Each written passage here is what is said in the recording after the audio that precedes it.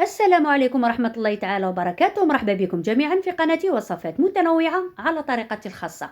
كما راكم تشوفوا راح نديروا القلب اللوز، درت لكم شحال من مرة، لكن هذه المرة ايضا رايحين نشاركوا معكم يعني وصفة في القمة ولا اروع ثاني. هذه الوصفة هذه راح نشوفوا المقادير تاعها بالكاس وراح نشوفوا ايضا بالجرام. اذا انا ما نطولش عليكم، وكالعاده بسم الله الرحمن الرحيم، والصلاة والسلام على رسول الله الكريم محمد صلى الله عليه وسلم وعلى اله وصحبه اجمعين. ما نطولوش، نروح نشوفوا الوصفه مباشره. نبداو بالشربات.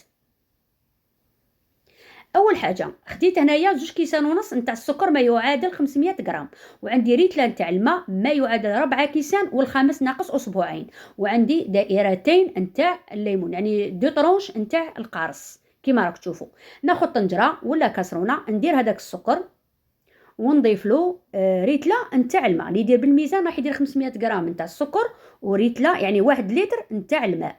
نخلطوا شويه ومن بعد راح نديروا هذوك القارص او دائرتين نتاع الليمون، نحطوها فوق الفرن كي يبدا يغلي نحسبوا له 15 دقيقه ونطفوا عليه.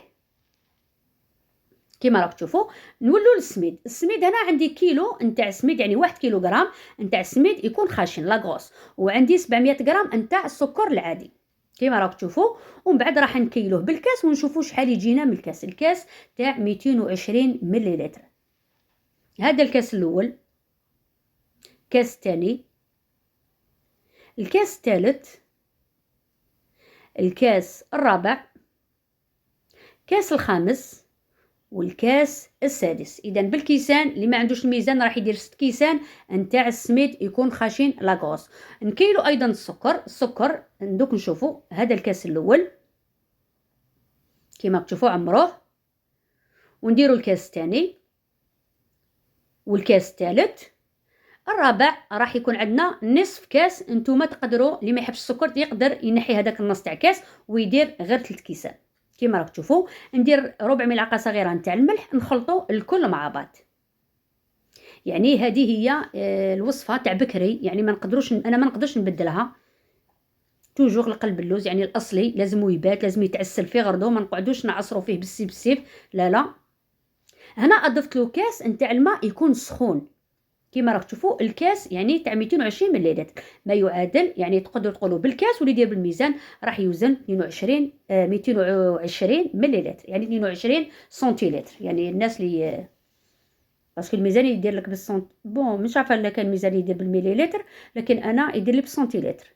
كما راكم تشوفوا واضفنا ربع كاس نتاع المزهر. شوفوا المزهر تقدروا ديروا من 50 غرام يعني من ربع كاس، يعني ربع كاس راح يجيكم هكذا كما نقولوا 55 غرام هكذاك. يعني كي نحسبوا الربع 220 نقسموا على 4 راح تعطينا 55. اذا نتوما تقدروا ديروا من 50 غرام نتاع المزهر الى 70 غرام نتاع المزهر، يعني من ربع كاس الى، وتقدروا تزيدوا شويه لا حبيتوا.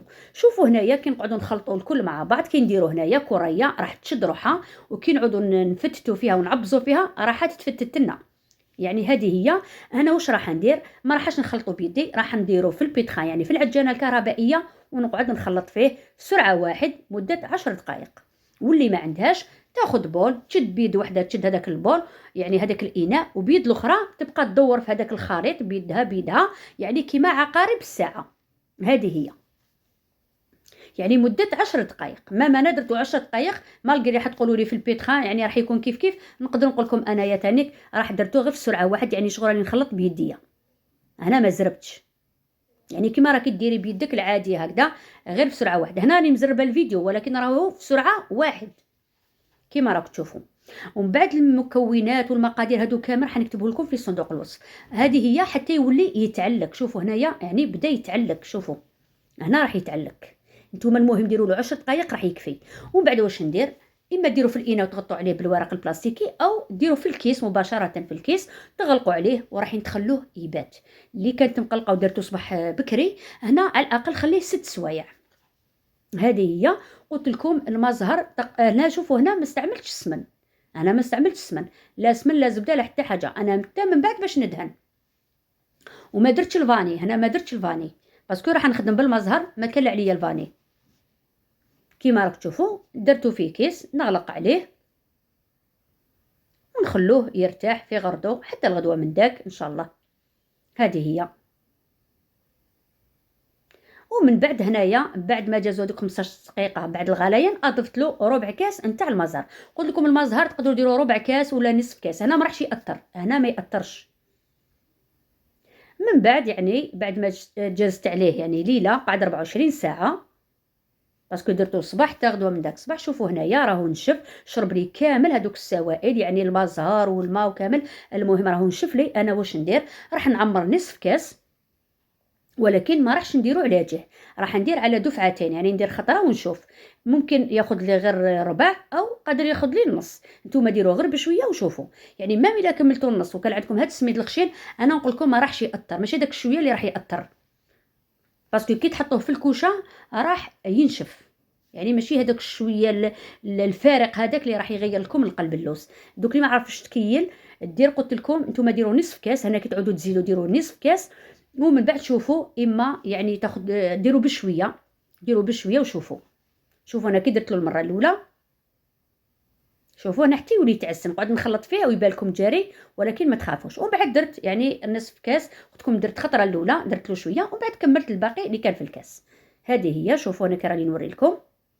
ومن بعد واش ندير؟ ناخذ هنايا سنيوه، نتوما لا عندكم سنيوه تاع 36 في القطر تاعها، ولا دوك السنيوات اللي يجوا 40 على 40 والله ماني عارفه في العرض شحال، يعني 40 على 30 40 على 25 هذوك كامل ممكن يجيكم كيلو. ندهنوهم بالزيت، انا هنا دهنت بالزيت كيما راك تشوفوا، ما درت لي سمنه والو، هنا دهنت بالزيت. خديت الكميه الاولى، يعني هنا قسموهم شويه بالعدل، يعني هكذا كيما نقولوا يكون عندهم نفس الكميات، باش هكذاك تتاكدوا بلي ماشي جهه تجيكم رقيقه وجهه تجيكم يعني غليظه، هكذا باش يجيكم هذاك اللوز في الوسط.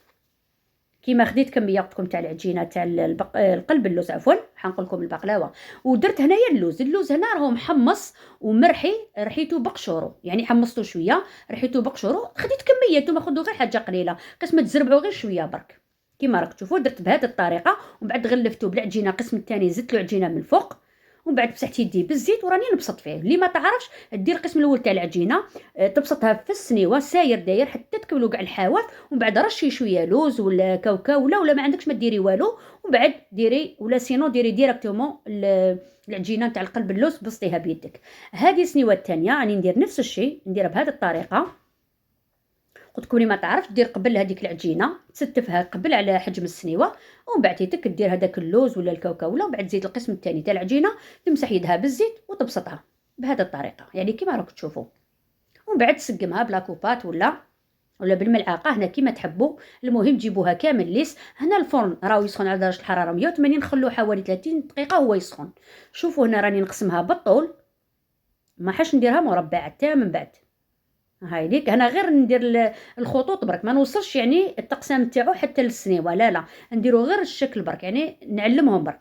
ومن بعد خديت هنايا اللوز بقشورو، نقعته يعني شمختو في المزهر، تحبوا تشمخوه في الماء، خلوه يسوى يقعد لكم ساعتين 3 4 بايت معليش، يعني خليته هكذا كيتشمخ باش كي نديرو في الفرن ما راحش يتحرق لنا. هاي ليك بعد ما كملتهم دوك حندخلوه للفرن كي يقعد من 30 الى 35، اما ديروه في الوسط ولا طلعوه شويه فوق الوسط، يعني بدرجه فوق الوسط. كي تشوفوا هذوك الحواف حمر لكم خرجوه، خذوا لاكوبات نتاعكم ولا موس ولا، وقسموه حتى تلحقوا للسنيوه كيما راك تشوفوا.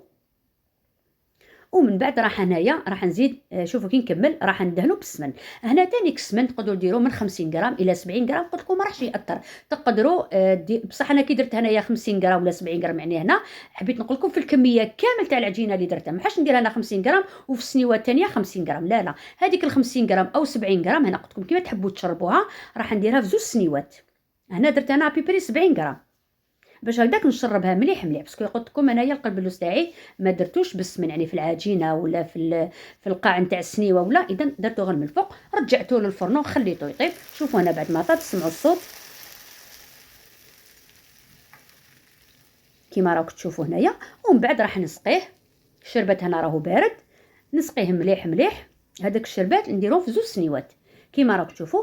كي نشوف هذاك القطر هذاك او الشربات ما هبطليش كامل، يعني حبس هكذا على السطح، هنا راح نغطيه نرجعوه للفرن، الفرن يكون طافي، ونخلوه اما هنا تغطوه بالسنيوه او بالورق الالومنيوم، او ديروا ورق الومنيوم وتزيدوا الغطاء هكذايا. شوفوا انا بعد ما شرب حوالي ربع ساعه 20 دقيقه عاودوا خرجوا السنيوه تاعكم، شوفوا الا شرب زيدوا لها يعني الشربات او القطر تاعكم كيما راك تشوفوا. وبالنسبه للسنيوه الثانيه نفس الشيء، هذه هي. دونك هنا نعاود نغطيها بالورق الالومنيوم وندير لها الغطاء تاعها ولا اي حاجه ونخبيها ونخليها تبات او على الاقل 6 سوايع. شوفوا هنا بعد ما باتت لي نحي هذاك الورق كيما راك تشوفوا، ومن بعد هنا راح نقطع لكم الطرف ورايحين تشوفوا. هذه هي قلت لكم وصفه سهله برك، يعني تبعوا الخطوات ما فيهاش حاجه صعيبه. قلت لكم ما في التخلاط ولا يعني ما خلطتوش مليح مليح ولا لو فات لي راح يبات راح يلبي الغرض. المهم الا عندكم لا باسيونس قلت لكم بيديكم 10 دقائق ولا بالبيتخا ولا باش يجيكم خير وخير ويجيكم عسل ويجيكم الله الله كيما راك تشوفوا يجيكم متماسك. هاي لك بعد ما قطعت لكم الطرف، عفوا راني نزرب لكم باش ما يراش عليا الفيديو. هذه هي النتيجه كيما راك تشوفوا. شوفوا هنا كش راهو معسل في السنيوه كامل. اذا هذا هو. شوفوا هنا كي نقسم لكم، شوفوا كيفاش راهو معسل. قلت لكم وما يبات وما زيد يقعد خير وخير يومين ولا راح يجيكم احسن كيما راك تشوفوا. زيد يتماسك لكم يعني مليح مليح. هذه هي النتيجه النهائيه. ما بقى لي غنقول لكم تهلاو في رواحتكم، صحه رمضانكم، صحه فطوركم. نتلاقاو في وصفات جديده بحول الله. دمتم في رعايه الله وحفظه، والسلام عليكم ورحمه الله تعالى وبركاته، والى الملتقى. سلام.